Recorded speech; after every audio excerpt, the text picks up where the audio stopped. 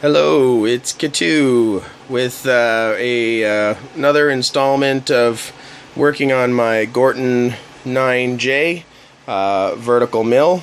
It's a very stout beast, very highly respected and valued by those who have used them.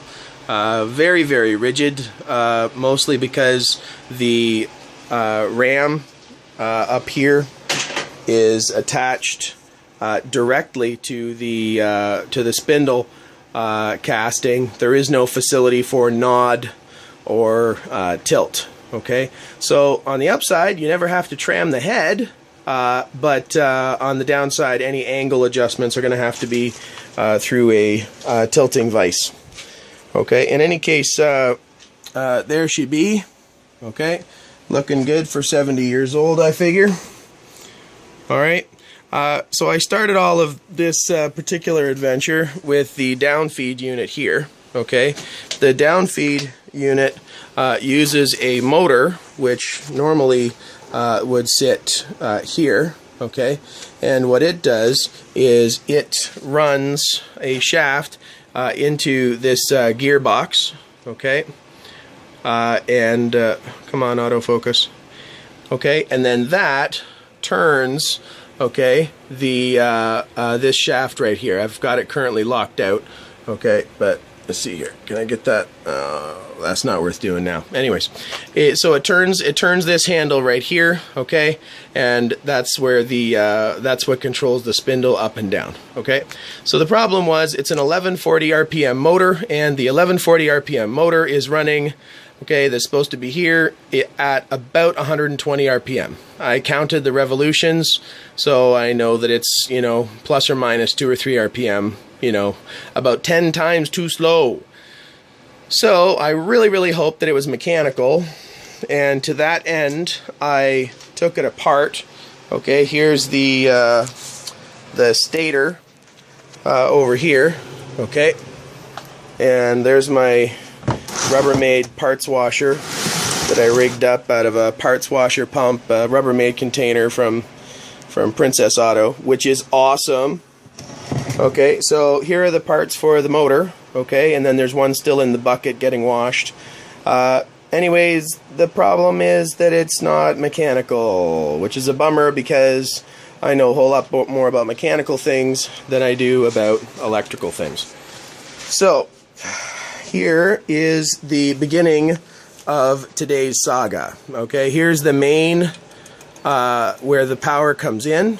Okay, then these 3 boxes, okay, are for the 3 different motors in the Gorton system. It doesn't use one motor for everything. It uses 3 separate motors. Okay, so here is the one for the coolant pump. Okay, and this is just a very simple on-off. Okay, here is for the down feed. Okay, this one right here. Okay, and this one down here is for the knee.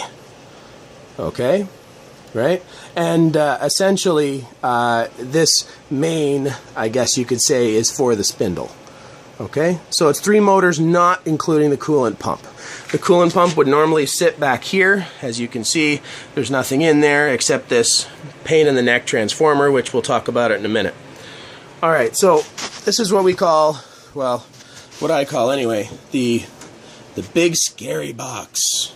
Okay, and I call it the big scary box because it's full of scary stuff and it's kind of big. Anyway, there was an extension cord attached in here which is really strange, okay, and it headed out through a little hole back here at the bottom, okay, and it went into the sump right here to that transformer. Okay, for what purpose I do not know. I'm thinking maybe the coolant pump got replaced at some point and its replacement was a 220 volt, so they had to step it down from 440 to 220. Yeah, I don't really know. Anyway, so I checked the phases. Okay, actually I checked them up here in this box. Okay, and what I found out is that 1 was shorted to 3.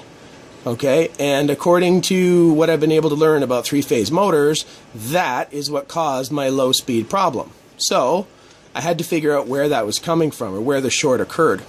So that my first idea was to look at this extension cord that was sitting over here. Okay, and I took it out, and indeed, the short went away. Okay, I haven't tested the motor yet to see if that actually fixed that issue, but I assume that it will, because now, you know, there's no phases shorted to any other, and that's what causes that strange behavior. But anyways, the problem here, I fixed one problem and sort of created another one. Okay, everything was fine after I took out that extension cord, except for one thing. The wires of the extension cord terminated at terminals, right? Like, you know, one of them terminated, you know, down here, okay, at this screw or bolt terminal, okay? But one of them was just moretted, okay, twisted around this white wire, okay? And that's a problem, okay?